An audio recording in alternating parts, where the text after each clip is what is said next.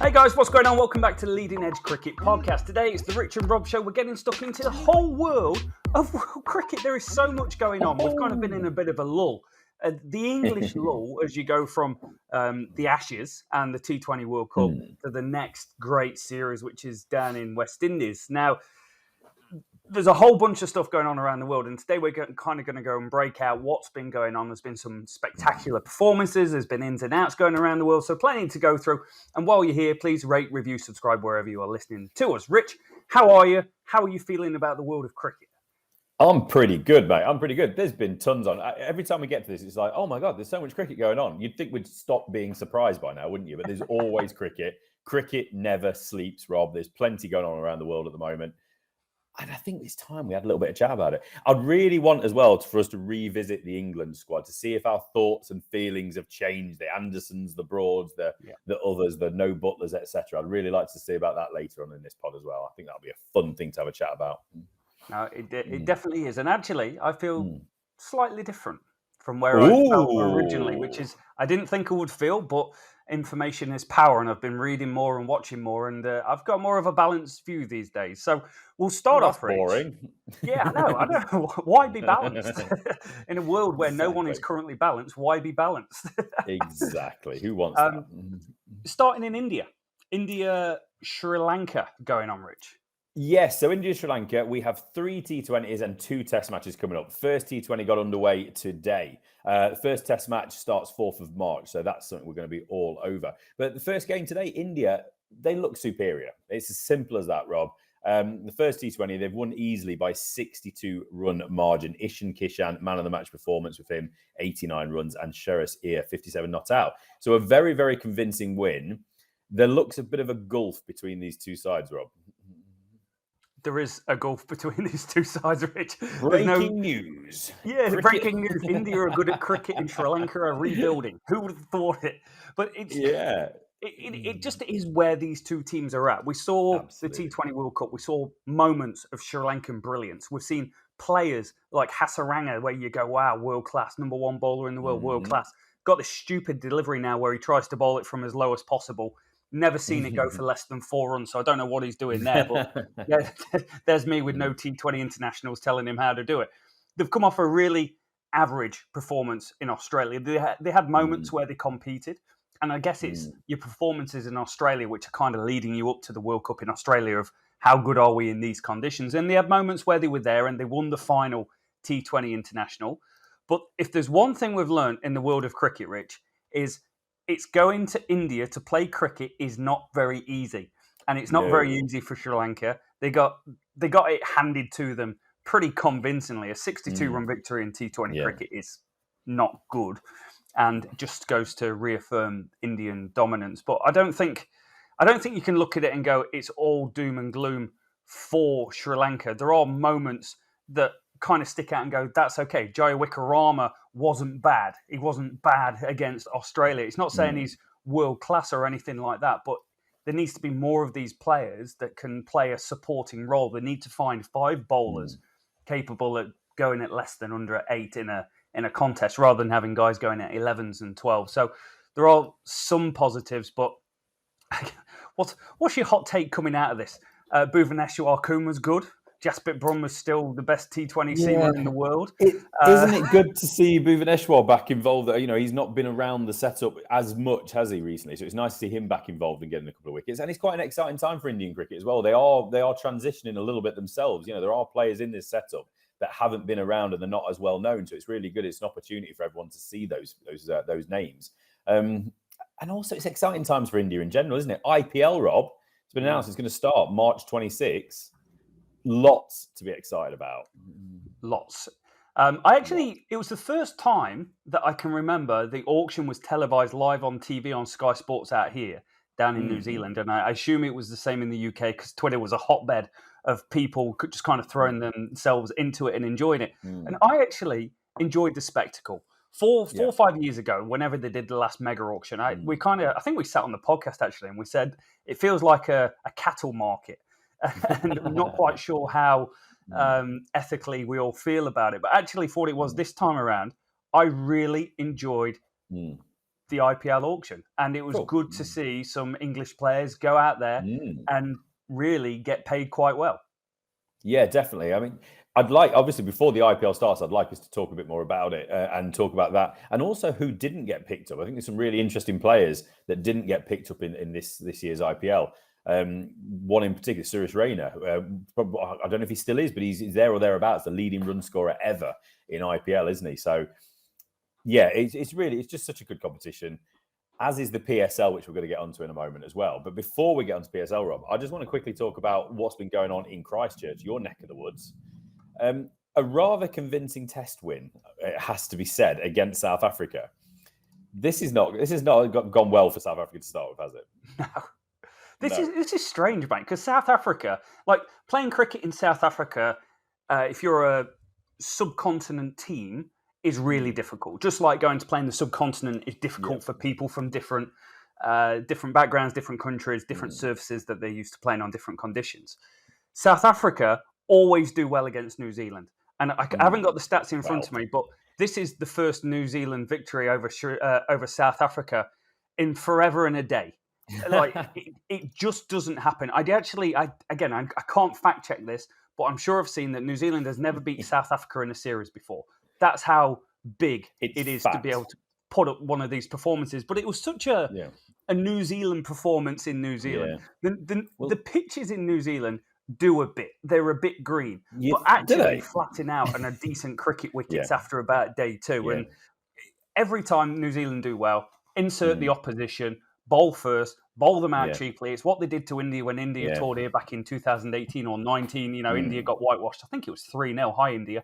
And South Africa were just rabbits in the headlight. Like, you would have thought South Africa would have been coming out, chest bulging, full of confidence. They beat India at home after being 1-0 down and winning 2-1. And then just turn up here and they were amazing, the Blackcaps. Yeah. But there was a clear lack of confidence around this South African team. Yeah, well, let's get everyone caught up. Just for those of you who are not paying attention of what's going on, you should be. South Africa up, as you know, as you were watching, skittled 95 all out in that first innings of the first test. And simply from there, you're not going to find your way back, are you? It's as easy as that. A 276 run and innings victory for New Zealand. Matt Henry, 7 for 23 in the first innings. Not bad. Not a bad start for him. Was that why he got man of the match, Rob? Maybe. Let's ponder on. Let's move on. Let's see what else he might have done. In response to that 95, was it a shocking wicket or was it South Africa? Well, no, actually. New Zealand put 482 on the board. Henry Nicholls, 105, his 8th century for New Zealand, and wicketkeeper Tom Blundell narrowly missed out on his 100, reaching 96 before being caught behind. Adding insult to injury for South Africa, Rob, Kiwi number 11, yes, Matt Henry, he of 7 for 23, and man of the match was at unbeaten 58. Second half century in just 15 test matches, Rob, 18 innings. He's batting at number 11. There's something very, very wrong in the world if a bloke's got 2 50s in just 18 innings. I think it's 18 innings anyway. It's 15 test matches anyway for Matt Henry. So just wrapping it up, second innings, South Africa posted a pretty improved, can we say improved? 111. Improved. It went Nelson. We went Nelson. Yeah, New Zealand cruised past them, didn't he? 111 on the board. That was all they could do. Tim South, who picked the bowlers this time, 5 for 35. Bringing the game to a very, very early end on the third day. I think they got drinks in, did they, on the first morning of the third day? May well have done. Don't think they made it to lunch. Matt Henry, just to round off his great performance of that 7 for 23 and his 58 not out, also got 2 for 32, taking him for 9 for 55 for the game. Yeah. Wonderful performance from the Kiwis. We can focus on South Africa. I know ultimatums have already been almost pretty much put from Gritty Dean Elgar, the captain, towards the likes of Aidan Markram. He's got to up his game. There's a couple of debutants I just want to mention, or we can mention or talk about in a moment. But New Zealand, first and foremost, they're a powerhouse. Test match powerhouse. Mate, I'm surprised because I've been saying for a while that New Zealand's peak was the World Test Championship. And this is a team now that has moved on from that team in the fact that there's no Kane Williamson in this team and there's no Ross Taylor. And, it's the first time since, in 10 years that they've been putting out a team without 2 of their top 6 and the best 2 top 6 players that they've pretty much ever had. They're right up there in terms of top 5 status for this team. I'm just impressed that they can do this, given the resources, given the player pool that they've got available to them, to go and perform like this is exceptional. And I think the reason why New Zealand have been successful is, one, they've had pretty much the best test batsmen in the world consistently year on year for a long time.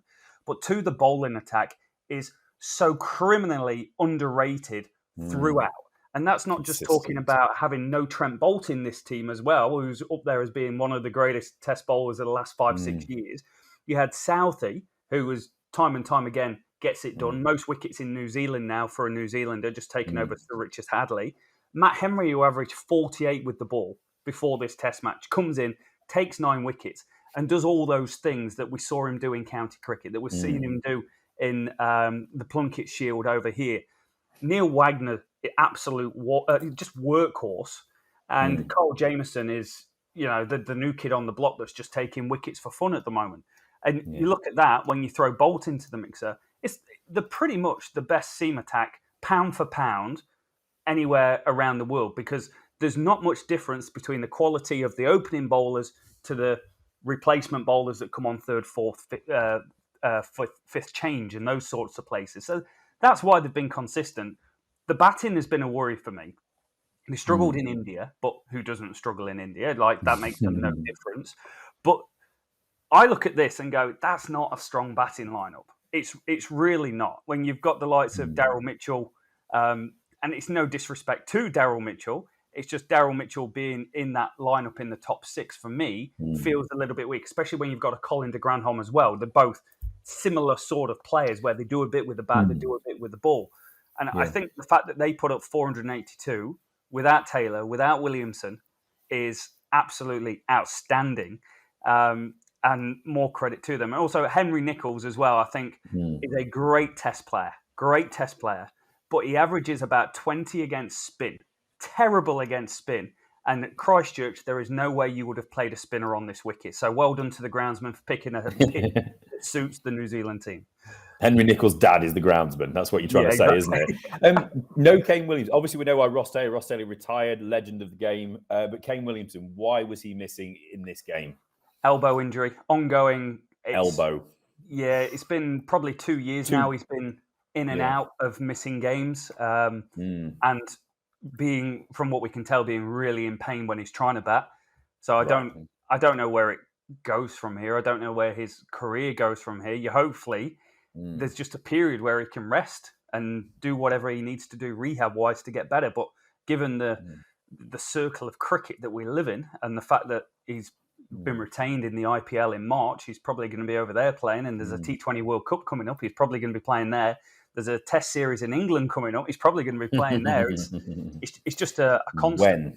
When to have a break, isn't it? That's the big thing, isn't it, really? And wanting to give the opposition respect and credit, which we'll get onto when we talk about England and West Indies, but also balancing that out in this calendar that, as we say, just is absolutely relentless. South Africa, just briefly, obviously Dean Elgar, the captain now. It's a bit of an unknown, some of this team now, isn't it? Sarel Irwi, 32-year-old debutant, opening bat, left-hand bat, didn't really have much to do in this one, did he? 10 and none in the second innings. So that's a debutant. We've got also Glenton Sturman, 29-year-old bowler. He opened the bowling, didn't he? 214 first-class wickets, but only one for 124 on his debut in the one innings. Why are we interested in Glenton Sturman, Rob? And just any thoughts about this South African team, really? Where they are, where they're going? I'll start on the South African team. At the moment, you've got India, you've got Australia, and you've got New Zealand, who are consistently, for the last 4 or 5 years, the best 3 teams in the world. And then at the bottom, no derogatory comments here, but you've got West Indies, this is the bottom, West Indies and Bangladesh, Zimbabwe and teams like that are at the bottom of the pile, where they don't expect to win many games of cricket because they're not as good as the teams above them. And then in the middle, you've got England, you've got South Africa, you've got maybe a Sri Lanka, but you've definitely got Pakistan, who will beat bad teams and will lose to good teams. England are exactly like that. They've got an excellent record against every other nation in their last home and away performance, except for Australia, New Zealand, and India. And South Africa kind of fall into that category as well. They're in the middle of the road, but they're going to get by on trying to find what their team is going to be for the next 5 years, for the next 10 years, because they do. I know they went for 482 after getting skittled for 100. They have a very good bowling attack. Kagiso Rabada, best strike rate of any seamer with 200 wickets in the history of cricket. Marco Jansen looks absolute quality, bowled superb against India. Went for a massive price tag in the IPL, but has played 9 T20 games at an average of about 50. So I don't know what that's around. And Dwayne Olivier being back available for them as well is really good. Simon Harmer, again, has come back in from being ousted now of the Brexit campaign. But because of Brexit, he's going to be available. So I just see them as a middle-of-the-road teammate. And they've got the win games. The win games of cricket. Rassi van der Dursen is an excellent cricketer and will win games of cricket. Dean Elgar will chase 250 for you with his life on the line.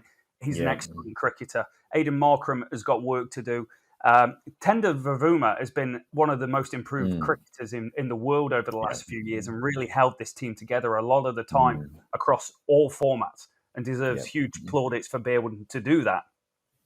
But there's just gaps. There's gaps around this top six. If you get a couple of wickets, you feel you're really into them. Yeah, it's inexperienced middle order as well. There's names in there. The wicketkeeper, Carl Verheyen, if that's how you say it, Verheyen, and then Zubair Hamza down there at 6. He's only played 6 test matches. He's averaging 17 with a bat so far. Carl Verheyen, he's at 5 test matches. He's averaging 15 with a bat. This isn't going to cut it at the moment. Aidan Markram, he's another one of those. I apologise to all openers and top order batsmen in the world that I've got behind over the years, because Aidan Markram, it was a love affair for me. As soon as I saw him bat, he would look like he was going to be the next great world opener. He's in there with Daniel Bell-Drummond and Nick Gubbins and all those other players that I've predicted great things for, and they're going nowhere. I don't know what Markram's doing. He's just such a talented player, but he just doesn't seem to be able to get it clicking, does he? So South Africa, they have good players. Like you said, the Van der Dussens and others of this world. They've got players with the ball, but they just don't seem to have it at the moment. It just seems a bit of an in-between side. And just as we mentioned as well, the other debutant for South Africa, Glenton Sturman, Rob, just a personal interest, isn't it? He played local cricket, I believe. Yeah, he did. He played for Balderton, so that's in Nottinghamshire, next to Newark Village. They play in the South Notts League Division A, and he came across as a overseas player. I can't remember the year. I was already living in New Zealand, so it's 2016, 2017, maybe. Got a whole bunch of wickets, and I don't know. I just look at that, and I'm like, that is so good for club cricket. And this is what makes cricket unique. Like, you could turn up on a Saturday, and you're playing against an overseas player, and in 2 years' time, they've gone on and they're playing for Australia. There's a famous picture doing the rounds at the moment. I think it's Matt Hayden and Phil Neville were playing in the same cricket team, scoring Gary hundreds Neville, with each other. Matt Hayden went to the same club that Mark Taylor was playing at a few years before he went and scored 800 runs in England in a series in the Ashes. So it's one of the unique things about cricket. And we both played for Newark Cricket Club in Nottinghamshire, and there's pictures on the wall of Gordon Greenwich. Gordon Greenwich turned up for Sheffield Cricket Lovers one Sunday game. Imagine turning up on a Sunday and there's Gordon Greenwich batting against you. And I recognise that bloke. Who's that? just a constant conveyor belt of people. Yeah. Like Andre Adams played a lot of cricket in Nottinghamshire. Andre Fletcher played cricket in Nottinghamshire. I remember playing against Luke Fletcher when he was a teenager for Papelwick. It's just a constant conveyor belt of amazing moments that you can kind of look back on and go, how cool is that? Because football, you don't get that. You're not going to get it. You get it a little bit at rugby in New Zealand, but I don't think you would in England, where they go back and play for club level when they need a game, which is quite unique. But it is something that's so unique to cricket and very special. Yeah, so we're really pleased for that. And we're pleased for Balderton Cricket Club and the people we know that are associated with Balderton. So it's a huge shout out to them. And it just seemed like Glenton Sturman was a very well-liked member of that squad as well. So we're really, really pleased to see he's gone on and made his debut. Not the debut would have liked, but at least he can go to bed for the rest of his life if he never plays another test match, saying, I've got a test match wicket. So congratulations to him. And we roll on. Cricket never ends, Rob, as we keep saying. I believe it's today that the second test does get underway in Christchurch. So we'll see if there's any response from South Africa. More cricket, Rob, more cricket. PSL, Pakistan Super League. I know you've been watching it a lot. And it's getting close to the end now. Multan Sultans finished top of the group. They've clinched their spot in the final, which is coming up. We then have had the Eliminator stage, which I really like, the Eliminator. Islamabad United took on Peshawar Zalma today, and Islamabad won by 5 wickets to progress into that second Eliminator, where they'll take on Lahore Calendars, which is going to be played, I believe, tomorrow, Friday, depending on when you're listening to us. Really interesting. I'm going to pass over to you in a minute, because I know you've been watching a lot of this, but Alex Hales was the man really for Islamabad. He's top scorer in the competition for them. He's hit 62 off 49 to knock off that 169 for 5 set by Peshawar Zalmi. They struck the winning runs with just 3 balls remaining. But Alex Hales, about a week ago, citing bubble fatigue, went home. He withdrew from the Pakistan Super League. However, there's a lot of injuries and issues with Islamabad, and it seems like the call went out, the bat signal went out to Alex Hales, and he got back on a plane. And he came back to Pakistan. There has been a couple of amendments to the existing health and safety protocols. Won't get into all that too much, but it just means that Hales was able to return and play immediately without the need to isolate. So he had to clear COVID test on arrival, etc. But he was allowed straight back in. And what an inspired phone call that was, whoever put that in. Lahore are going to be Islamabad are going to be facing up against Lahore, as I've said, in the Eliminator tomorrow. And the winner of that obviously will be trying to take on Multan Sultans. Pick your best bits out of the PSL so far, Rob. I know also I'm really interested to see what English players have done in this, because I know Harry Brooks got a century, but tell us who else has been doing what. So a year ago, I would turn around to anyone and say Glenn Maxwell's the best T20 cricketer in the world. I just would. I watched him in the Big Bash, and I was just like, this guy's on another level. I tell you who's on another level, and that's there's a few of them. Fakhar Zaman and Mohammad Rizwan are just absolutely insane, mate. Insane. Yep. Fakhar Zaman, 584 runs, strike rate of 155. That just doesn't happen. There's no one near what he's been able to achieve. And, coming off the great years that both of them had over the last couple of years, it's kind of like, wow, they are something special. From an English contingent, Alex Hales, yes, definitely has been superb. 255 runs, strike rate of 156. I thought for a little while that Alex Hales is on the downturn. I didn't see him at his best in the Big Bash. I didn't see him at his best during last summer. But this is the first time in a while I've started to see Alex Hales just looking really confident about his game again.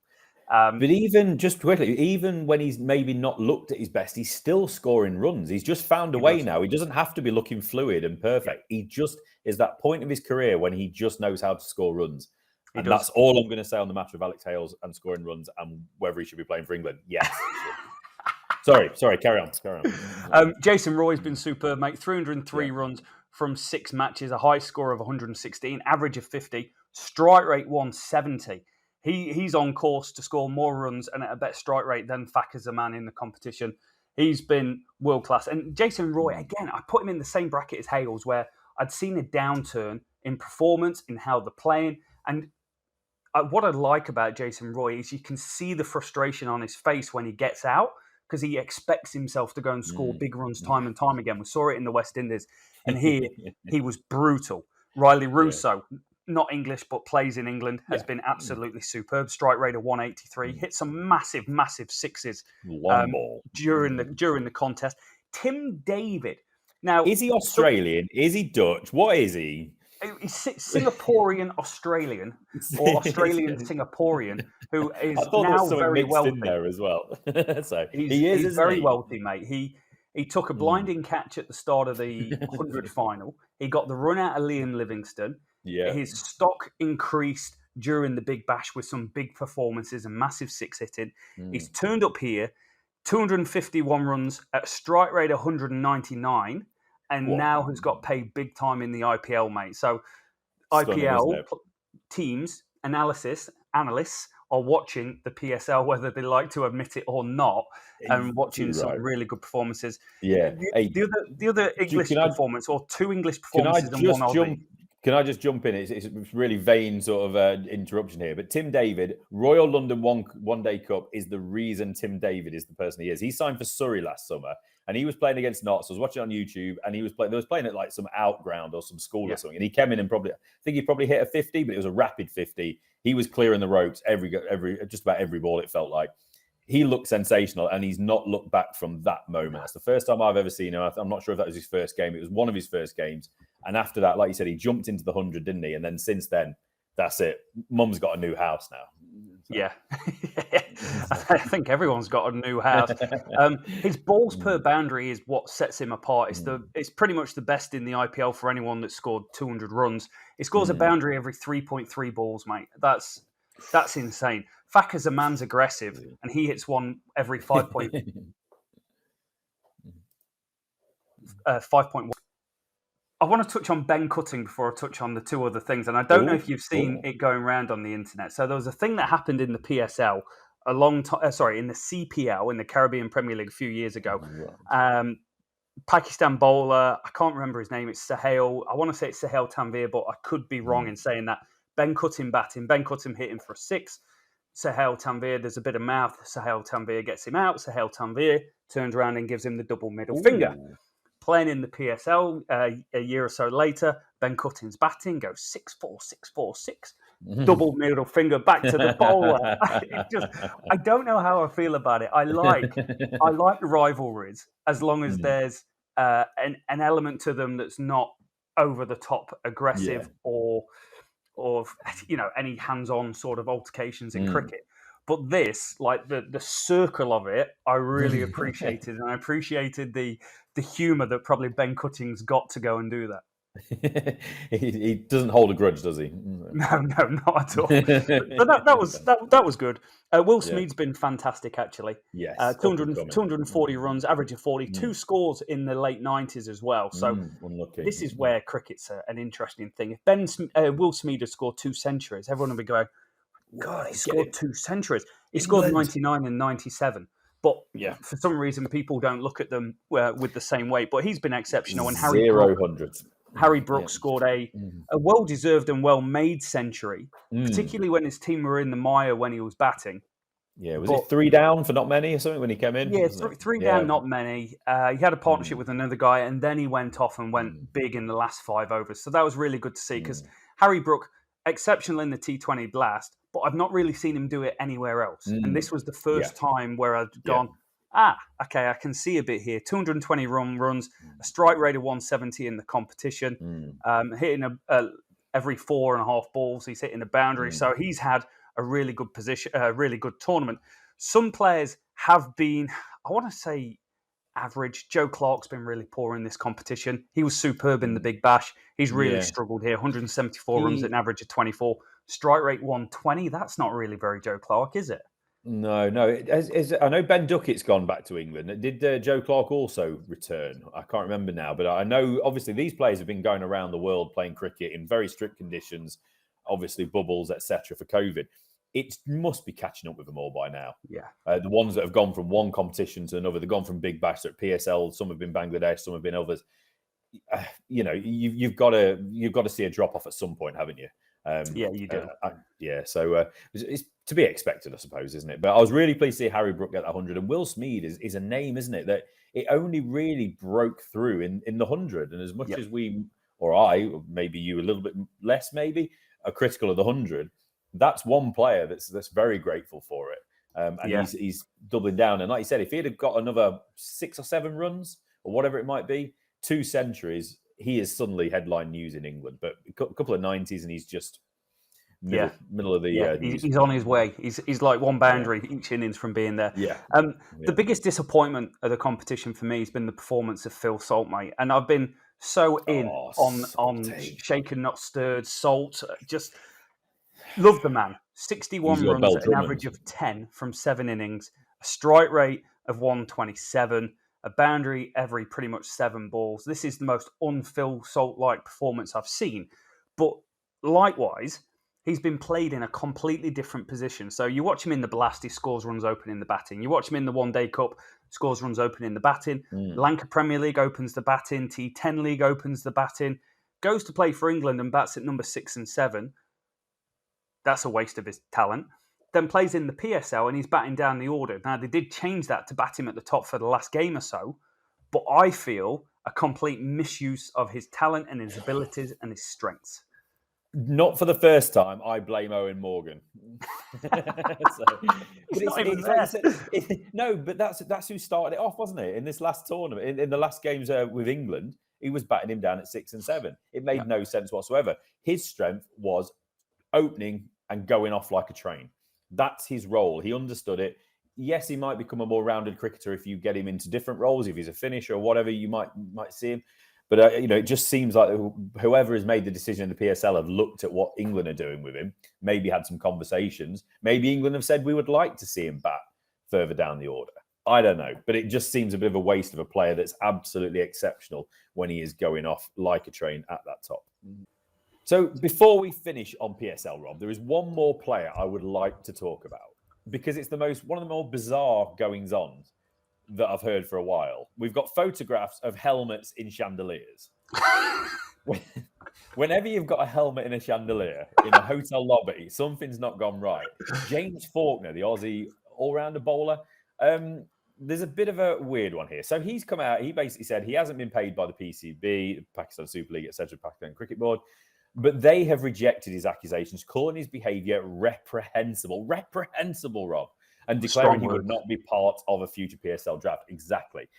So Faulkner, who was with Qatar Gladiators, he's not played in their last 3 games or so, was understood to have grown increasingly agitated over the matter of payments and had been negotiating with the PCB over the issue. But things became so heated on last Friday, I think it was, however, that he threw his bat and helmet from the lobby floor balcony onto a hotel chandelier after a discussion with a PCB official before leaving for the airport. It's important to note, and I know he's been getting some stick about this. Obviously, there's 2 sides to this story. We don't know exactly what it is. Yeah. All we've seen is a Pakistan Super League or Pakistan Cricket Board statement. But it's important to know Faulkner paid the hotel for damages before leaving. He's not gone off the reserve. Let's put it that way. So he realised what he'd done wrong. Just lost his cool, etc. He must be very annoyed. They're claiming it's just Faulkner's messing them around with bank accounts, English bank account, Australian bank account, and then potentially being paid double before he's paid his first bit back. Trust issues everywhere here. I don't know how we get to the bottom of this, but Pakistan, just quickly saying, in the 7 years of the HBL Pakistan Super League, no player has ever complained about non-fulfillment of the PCB's contractual obligations. In spite of the money being transferred and received in his account, Mr. Faulkner continued to insist that a second duplicate payment, the same amount, being made to his account in Australia. This meant Mr. Faulkner would have been paid twice. How dare he? That's me adding that bit, not the statement. He further threatened and refused to participate in his side's match against Multan Suns on Friday afternoon until his money demands were met. Now, Faulkner's probably thinking, my money demands, I just want to be paid. Yeah. I've made an administrative error. I'm telling you where it needs to be gone now, and I will transfer the money back ASAP. It's not like they don't know him. It's James Faulkner. They can go after the Australian Cricket Board. They can go after his state, I'm sure. There are ways of recouping this money if they need to. It seems a bit of a messy situation and one that didn't need to get this way, but what a shambles of a situation. Weird. Weird.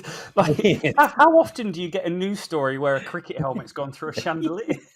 It's brilliant. It's still lodged in the chandelier. It might still be there in the hotel. I hope it is. It should be there with like a little sort of explanation of what it was. I've not seen many things in life where someone reaches for a cricket helmet and attacks a chandelier out of frustration. It's just, it's not a normal response from James Faulkner.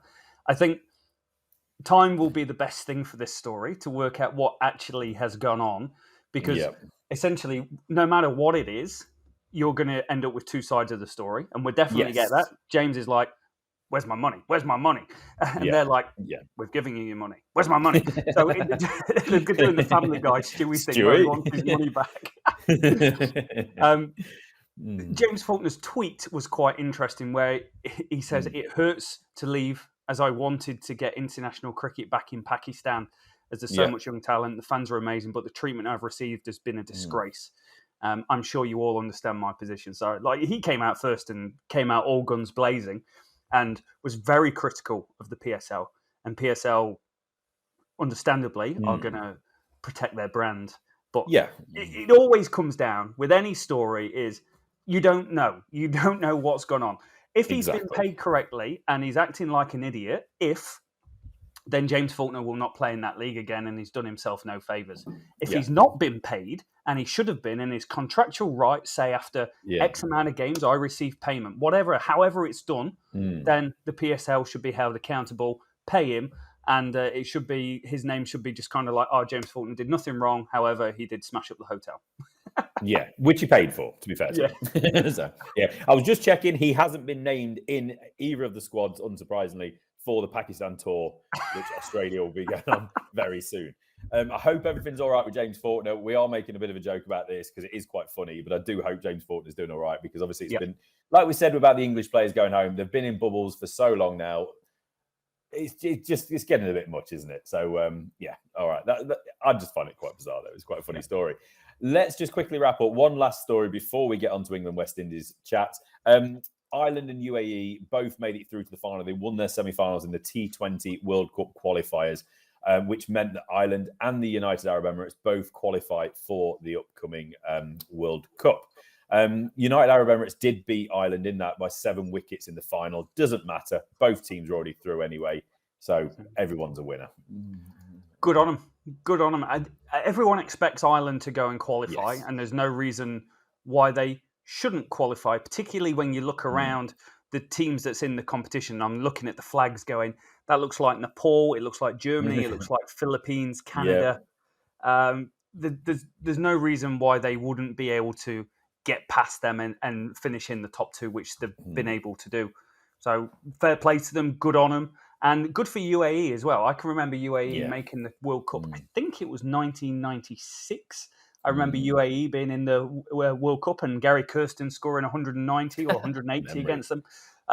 That's obviously one-day World Cup, not the T20 World Cup, but good on them. And I think things like this have been publicised, not enough, but there has been live feeds of the game. If you go to the ICC cricket app and sign up, you can pretty much watch any game of cricket in the world now, which is superb. And they've been available to watch on there for free, so that's really good. Yeah, I must admit, I've not watched this. We loved the first section of the World Cup, didn't we? With all the associate nations qualifying and whatnot. I didn't get a chance to watch much of this at all, but I just love associate cricket. I love these smaller nations. I really wish I'd watched Germany. I don't. I just want to see Germans bowling. I just think it'd be quite funny. I don't know. I can imagine it's really efficient bowling. Oh, stereotypes. So right, let's get on to 10, 15 minutes, I reckon, Rob. England are obviously on the way to the West Indies. If some lottery tickets come through, come on. I'm going to be on the first plane to Antigua, which is the first test gets underway on the 8th of March before they go on to Barbados and Grenada. England squad obviously was named. We had our reactions to it. Obviously, the big news was Anderson and Broad missing out. West Indies have recently announced their squad. So let's just have a look at that. So captained by Craig Braithwaite, as we said, they're going to be 3 test match series. They're going to be playing for the Richard Botham Trophy now. Nice. So that's something which I think is really, really nice. Just showing that togetherness between the two teams and the friendliness over the years. Last time out, Joe Root's side won 2-1 in England in 2020 to regain the Wisden Trophy as it was then, which has now been retired. And obviously they're going to be, it's the legends, isn't it? Sir Vivian Richards and Ian Botham. I'm not going to call him Lord Botham. So Craig Braithwaite, he leads up the squad. He's captain. He's joined by Jermaine Blackwood as vice captain, Krumar Bonner, Shamrock Brooks, John Campbell, Joshua De Silva, the wicketkeeper, Jason Holder, Alzari Joseph, Kyle Mayers, Veerasamy Permaul, Anderson Phillip, Kemar Roach, and Jaden Searles. So it's just worth noting, obviously, John Campbell, the opener, he's been recalled. And uncapped fast bowler Anderson Phillip, 25-year-old, he's also been named. Shannon Gabriel, he's been ruled out because of a hamstring injury, and there's also no spots in the squad for Shai Hope and all-rounder Roston Chase. Batter Jeremy Solazano, all-rounder Rakeem Cornwall, and spinner Jamal Warrican have also all missed out after being part of the Sri Lanka series against Sri Lanka, which they lost 2-0 in December. So anything from that squad initially jumping out? It's very, very similar to what they had before. And when I say what they had before, I'm looking at the scorecard at the moment back in 2019 when England toured there last time and lost. And they had Craig Braithwaite, John Campbell, Roston Chase, Jason Holder, Kemar Roach, Alzari Joseph, Shannon Gabriel. There's a lot of the same sort of players that have played England in those sorts of environments and done very well against England in those sorts of environments. It's strange to say because West Indies are a team that have struggled, other than T20 cricket, have struggled for quite a while.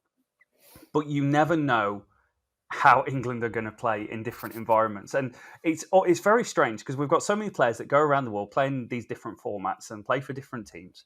But wherever we go in the world as an international team, we just don't adapt very well. There's teams that adapt greatly better than us. Look at the Blackcaps, gave them no chance at the T20 World Cup. They had a group of India and Pakistan in it. They made it through to the final, getting past India, Pakistan, and England to get there. And England, as a team, just don't seem to adapt quite as well. So I think it's a good West Indies team. I'm not sold down the road that this is the West Indies team of Brian Lara and Chanderpaul and Jimmy Adams and those sorts of players. But it's always exciting to see how they're going to go against England. And likewise, it's important to see how England are going to go against a middle to lower tier test team, but in their home environment, which makes them more dangerous. Absolutely. Worth noting, West Indies have not lost a test series at home to England since 2004. So they know what it takes to beat England. Do England know what it takes to beat West Indies in West Indies? Lead selector and former Desmond Haynes, he's expecting a competitive series. There's some young players out there and players with experience, he's saying. So he's happy with the blend of the squad. He expects them to equip themselves well and do the job. I would not put it past this West Indies team to get a result in this series. Three games, it's anybody's, isn't it? So we're not going to go into the England squad again. We've looked at that. We've gone through it all. We don't need to pick the bones out of that. But what I want to do, though, is just quickly go over... Joe Root's had a chat, hasn't he, in the last day or so? And then just look at Broad and Anderson. They've also, since we've last spoke, they've said a few things. They've come out. I want to see whether you're changing your view on what's going on in the world with Broad and Anderson. So Joe Root, first and foremost, he didn't waver, apparently, in his belief that he's the right person to captain England, but he is very grateful he got the opportunity to continue. Obviously, clearly disappointing tour of Australia, he said, massively underperformed, but we've got to use this opportunity for a fresh start. Speaking of Broad and Anderson, he said that I've spoken to both and they're obviously disappointed and angry. You'd expect that, but it's been made very clear. No one's saying this is the end for them. It'd be great to see Stuart and Jimmy very much in the mix at the start of the summer. The guys that are on the tour have a real opportunity to step into some different roles and strengthen what could be the backbone of the team moving forward. So, for me, I'm still not convinced with where Root lies on this one. Why I say that is because he was basically asked about whether or not he agreed with the decision, and he basically said, I don't think we should have to air every single bit of information on decisions like this. We've sometimes been slightly too honest about certain things, and some things should stay in the room, and that's the case in this scenario. I think that's slightly bizarre from Joe Root. Yeah. And it's kind of telling me that he has had a say. This is just me reading between lines and probably coming to the wrong conclusion. But I have a feeling that Joe Root has said, I would like to lead a squad without Anderson and Broad and see if these other players can take the lead, take the reins, because I want to be the man. I want to be the captain of this team and lead without those experienced bowlers. What do you reckon?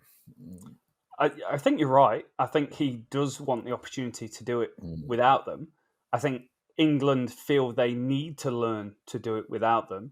And also, when you look at it, Anderson and Broad are great at home. Anderson's average is fantastic away from home over the last 4 or 5 years. But he doesn't take many wickets away from home. And that is a problem. And I'm not saying that anyone else is going to take more wickets, because we haven't done well away from home for a while, other than in places like Sri Lanka and Sri Lanka. It does... You need to be able to take 20 wickets to win a test match. We know England batting's really poor, and Jared Kimber did an awesome video on this a few days ago. England's batting is poor. You need to take 20 wickets to win a test. Anderson gives you immense levels of control, but his average wickets per innings isn't that high, and puts a lot of away from home and puts a lot of pressure on the rest of the bowling lineup to be able to take wickets. And when the people you're looking to take wickets are an unfit Ben Stokes, who's 10k an hour slower than he was 2-3 years ago, he's one of the bowlers. Jack Leach, who can't bowl in the first innings or against left-handers, you're backing yourself into a corner. Now, for me, Jimmy Anderson's the best bowler we've ever produced, and he's the best fast bowler, skillful fast bowler that I've ever seen, and I'd always pick him in the team. But if you're looking at it from an analytical point of view, and you go, how do we take 20 wickets? And if Jimmy Anderson is not taking wickets away from home, even though his average is low and his economy rate is really low, then I can see a world why they didn't pick him. I don't agree with it, but I can see there is some rationale. Yeah, I think that's a fair, well put together argument, Rob. Absolutely, I wouldn't kind of be aggressively in disagreement with that at all. I think for me, it's that whole thing of what they're trying to do. It's a one-off tour, isn't it? Before we have a new coach, new selectors. Yeah, captain should remain, but it will be up to the new coach and selector to decide on that, I'd imagine. It's the fact that they haven't really handled it well. I think that's the thing, isn't it? I think Jimmy Anderson's talking about a 5-minute conversation he had with Strauss. That's not cool. This is Jimmy Anderson. So Jimmy Anderson turns 40, so we need to be looking for the future. I've got no problem with that. But this should have been communicated for me of, Jimmy, I want you to put your feet up and be ready to go in the summer. It'll be up to the new captain and selector as whether you're selected. But I think this is an opportunity for you to just take a rest. We want to look at some people and do this properly. Jimmy Anderson, since he turned 35, has taken 160 wickets at 44 tests at an average of 21.72. He said himself, I'm not slowing down or losing anything. Yeah, exactly. So for me, it's just a bizarre one, isn't it? That's what he said. It's another frustration was a 5-minute phone call with Strauss in which he learned he was dropped. It didn't really clear much up. So he's not really had an explanation because I think England are trying to be too polite and they're not saying, I'd rather they come out and say, Broad, Anderson, you dropped. Yeah. We want to go forward without you, but it's going to be up to the new selector. But they don't seem to have done that. So it just, coming back onto the Root thing, it just feels as if Joe Root's not being open. And I'd like him to be the captain and be the leader of this team and say, yep, I was part of that decision and I backed my decision. But it seems like he's just hiding a little bit. And I'm a bit confused by that. I think there's a power struggle, mate. And I think it comes from the Ashes. Broad was very open, going, how the hell can we win a game in Australia when you're scoring 140 runs each time? He was right. Throwing the batsman under. It's not a like if you're a close-knit team and everyone's got each other's back, you probably don't do that to your own team. Throw them under the bus. No, but that was after there'd been criticism of the bowlers from Root. I think it was from Root, or I might forgive me. Time has passed. I'm trying to forget this Ashes series, but it was not ideal, is it? I think that's and likewise. Anderson got criticised for bowling too short and not enticing the drive enough, even though he was going at economy rate at 1.7 throughout the whole series. So it gave control to Root. And likewise, when they bowled full and they got edges, England dropped the bloody ball. So if England had taken those chances, then you only get so many chances. I've explained, we've spoken about this before. Marnus Lavishane dropped more times than anyone else in world cricket since he started. He averages 60. If you drop him, he's probably going to go and score 60 runs in his innings. That's just how it is. And England dropped these chances off these bowlers. And what do you expect? The ball's only going to swing for so long. Otherwise, you're just going to be smashed through the covers the whole time. So it's a real battle between Root trying to take authority and what he wants and bowlers who know their craft inside out and how to play the game. And it will come out. It'll come out in a book in a couple of years' time. But I bet there's been a lot of arguments going on in this unit. And I don't feel like it's a real crisp, close-knit unit. I just feel like there's fractures in the squad throughout. And I think this is it's not the same situation as a KP. And I'm not saying it is. But I feel this is England kind of going, okay, we need to learn what we've got without you. And I think Joe Root wants it without them. Yeah, I think so as well. It's going to be one of those where it gets worse before it gets better. But just going, obviously, like I said, since last time we were on, Broad and Anderson have been on. Broad wrote a column, didn't he? He was talking about how the decision left him confused and angrier with each passing day. He's 35. It's not the end of the road for Broad, surely. And Strauss has made that clear about both of them, hasn't he? So hopefully it's not. And Anderson, speaking on the Tail Enders podcast, he was talking about the shock. He felt frustration, anger, praying this isn't the end. That's what he's talking about. But he is also talking about saying that he's got one more go at digging deep. He's got a lot to offer. He's still got the hunger and passion to play, even though, the shock and disappointment. But now he's going to control what he can control and focus on that, which is showing people what I can do with the ball in my hand when the season comes back around. So for me, just regardless of motivations, rights or wrongs of the decision, England have just handled this really, really badly with two of their finest ever cricketers that they've produced. This is not how anyone should go out, still, in my opinion. I'm still frustrated about it. And I think if it had been handled better and communicated better to them and to the public, I would be more on board with their decision. And then we could be focusing on talking about the exciting opportunities of the likes of Matt Fisher, parents have won some money or potentially will win some money Sorry, because they put a bet on him when he was about 14, didn't they, or 13 to play for England? I don't know. 100 to 1, I'm sure it was. Go and have a look somewhere. I'm sure they put a bet on about 100 to 1. I mean, he made his debut. I said 17 when we spoke about him before, but he was actually 15 when he made his debut. That's incredible. For Yorkshire. It's ridiculous, isn't it? Absolutely ridiculous. So just last thing I want to say, obviously, Broad and Anderson being dropped, and the way Root's talking about it, in his statement or in his interview, he's talking about, I don't want this to sound like a development tour. It's not. It's about winning. But we've got an opportunity for those guys to step into that space, Anderson and Broad, and better this team for it. We could come away from this tour as victors, and we've also gained a lot of knowledge of other players. Are England giving this tour and their opposition the respect they or it deserves? Yes. I felt no originally. I felt really annoyed about it. And I am annoyed about at least Anderson not being there, because he's still one of the best seam bowlers in the world. He's up there in the top 2 or 3. But I think it's just a natural starting point. You finish the Ashes, you failed. You failed miserably during that period. Who is going to play for you for the next 4 years? Because that's how English works. It's a 4-year cycle. At least it's a 2-year cycle getting towards the next Ashes at home in England. Who's going to be opening for you? Because last time we played in the West Indies, mate, we had Keaton Jennings opening. We had Johnny Bairstow at 3. We had Joe Denley in the team. We had Joss Butler, Moeen Ali, Sam Curran, and Adil Rashid was the spinner. And so that's 2019, and this is 2022, and you can see how much the team's changed in that time. And now we've got a natural change point. So it is good to give these batsmen opportunities and to give them a run. And it's good to give other bowlers opportunities. I just would have liked to have seen at least Jimmy Anderson there with the new ball, who is the best new ball bowler in world cricket still in my eyes. Yeah, exactly. And I think that's it. It's just, I was intrigued really just to see how the mood might have changed a little bit with the passing days and with what Broad and Anderson have had to say as well. So it's really interesting to me.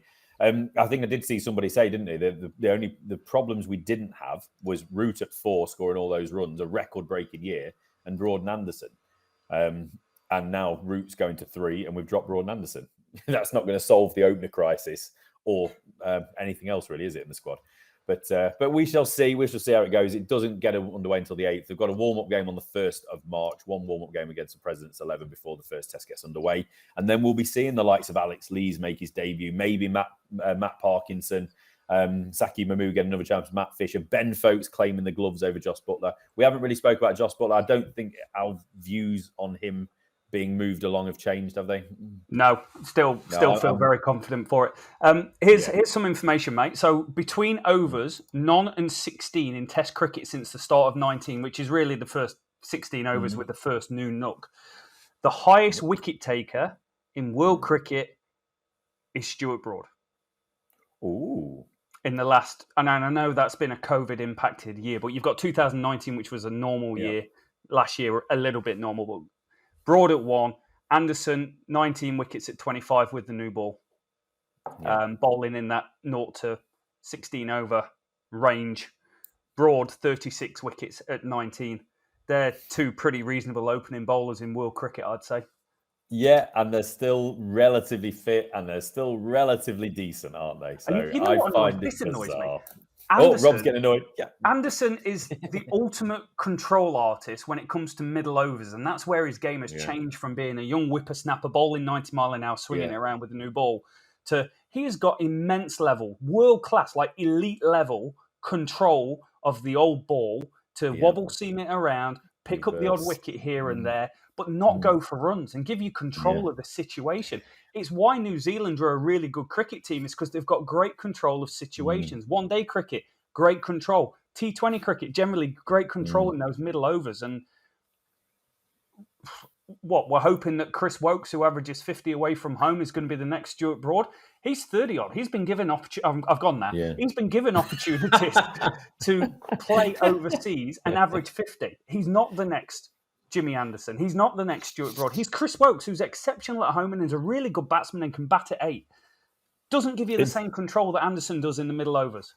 Exactly. And I wanted to just mention earlier, when you talk about Anderson, when he's not taking so many wickets overseas, Does he create pressure for other people to take wickets? This is how cricket works. You bowl in partnerships. If he's keeping it tight at one end, you cannot score off him. You're going to take risks at the other end if it's Ollie Robinson or Chris Wokes or whoever it might be.